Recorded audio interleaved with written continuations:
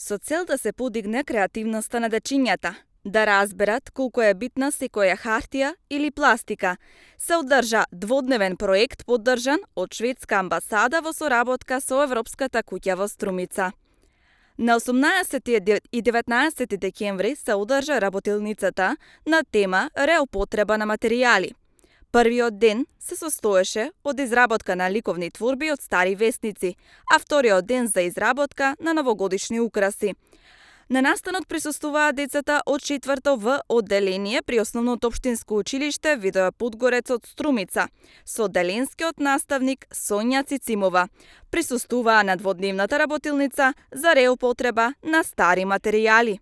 Целта на овој проект е да ги поттикнеме децата и нивната креативност, но и совесност воопшто на целата јавност за реупотреба на материјалите кои секојдневно завршуваат како отпад. Дечињата направија изложба со употребена пластична чашка и салфетка, а беше изработен и новогодишен украс, односно чизмичката на Дедо Мраз, а модератор на настанот е Стојне Карадаковски.